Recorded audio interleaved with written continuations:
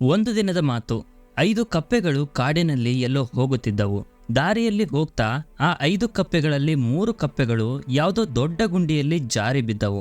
5ರಲ್ಲಿ 3 ಕಪ್ಪೆಗಳು ಗುಂಡಿಯಲ್ಲಿ ಬಿದ್ದರೆ 2 ಕಪ್ಪೆಗಳು ಮೇಲೆ ಉಳಿದವು.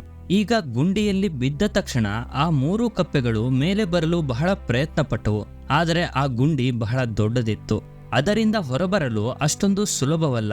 ಈಗ ಗುಂಡಿಯ ಮೇಲೆ ನಿಂತಿದ್ದ ಆ 2 ಕಪ್ಪೆಗಳು ಗುಂಡಿಯ ಒಳಗಿದ್ದ ಕಪ್ಪೆಗಳಿಗೆ ಹೇಳಿದವು, ನೀವು 3 ಜನ ಯಾವತ್ತಿಗೂ ಈ ಗುಂಡಿಯನ್ನ ಹತ್ತಲು ಆಗೋದೇ ಇಲ್ಲ.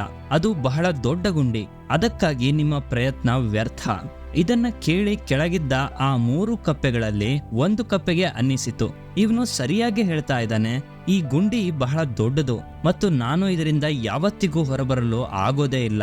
ಹಾಗಾಗಿ ಆ ಕಪ್ಪೆ ಸ್ವಲ್ಪ ಪ್ರಯತ್ನ ಮಾಡಿ ಸೋತು ಬಿಟ್ಟಿತು ಮತ್ತು ಅದೇ ಗುಂಡಿಯಲ್ಲಿ ಒಂದು ಕಡೆ ಹೋಗಿ ಆರಾಮವಾಗಿ ಕುಳಿತಿತು. ಈಗ ಉಳಿದಿದ್ದ 2 ಕಪ್ಪೆಗಳು ಮೇಲೆ ಹತ್ತಲು ಪ್ರಯತ್ನ ಪಡ್ತಾನೆ ಇದ್ವು. ಆ 2ನ್ನು ನೋಡಿ ಮೇಲಿರುವ ಕಪ್ಪೆಗಳು ಮತ್ತೆ ಹೇಳಿದವು, ನೀವು ಮಾಡುತ್ತಿರುವ ಪ್ರಯತ್ನ ವ್ಯರ್ಥ. ನೀವು ಗುಂಡಿಯಿಂದ ಯಾವತ್ತಿಗೂ ಹೊರಬರಲು ಆಗೋದೇ ಇಲ್ಲ. ಈಗ ನಿಮಗೆ ನಿಮ್ಮ ಜೀವನ ಎಲ್ಲ ಇದೇ ಗುಂಡಿಯಲ್ಲಿ ಕಳೆಯಬೇಕು. ಇದನ್ನ ಕೇಳಿ ಪ್ರಯತ್ನ ಪಡುತ್ತಿದ್ದ ಆ 2 ಕಪ್ಪೆಗಳಲ್ಲಿ ಒಂದು ಕಪ್ಪೆಗೆ ಅನ್ನಿಸಿತು, ಇವನು ಸರಿಯಾಗಿ ಹೇಳ್ತಾ ಇದ್ದಾನೆ, ನಾನು ಈ ಗುಂಡಿಯಿಂದ ಯಾವತ್ತಿಗೂ ಹೊರಬರಲು ಸಾಧ್ಯನೇ ಇಲ್ಲ. ಮತ್ತು ಅದು ಕೂಡ ಸೋತು ಒಂದು ಕಡೆ ಕೂತು ಬಿಟ್ಟಿತು. ಆದ್ರೆ ಇನ್ನೂ ಕೂಡ ಅವುಗಳಲ್ಲಿ ಒಂದು ಕಪ್ಪೆ ಮೇಲೆ ಹತ್ತಲು ಪ್ರಯತ್ನ ಪಡ್ತಾನೆ ಇತ್ತು. ಮೇಲಿರುವ 2 ಕಪ್ಪೆಗಳು ಅದಕ್ಕೂ ಹೇಳುತ್ತೆ, ನಿನಗೆ ಕಿವಿ ಕೇಳ್ತಾ ಇಲ್ವಾ? ಆ 2 ಕಪ್ಪೆಗಳು ಸೋತು ಹೋಗಿದ್ದಾವೆ. ಆದ್ರೆ ನೀನು ಈ ಗುಂಡಿಯಿಂದ ಮೇಲೆ ಬರೋ ಪ್ರಯತ್ನದಲ್ಲೇ ಇದ್ದೀಯಾ, ಅದು ನಿನ್ನಿಂದ ಅಸಾಧ್ಯ.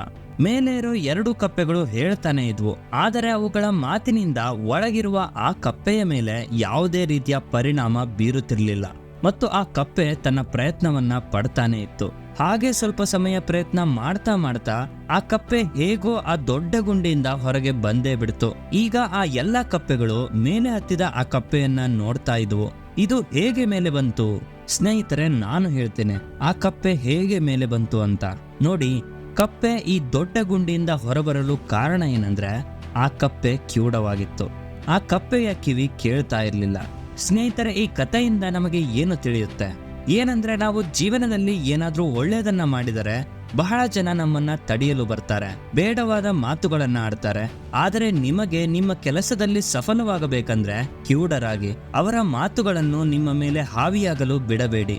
ಯಾಕಂದ್ರೆ ಗೆಲ್ಲಲು ಅಡ್ಡಿ ಬರುವ ಒಂದೇ ಒಂದು ರೋಗ ಅಂದ್ರೆ ಅದು ಜನ ಏನು ಹೇಳ್ತಾರೆ.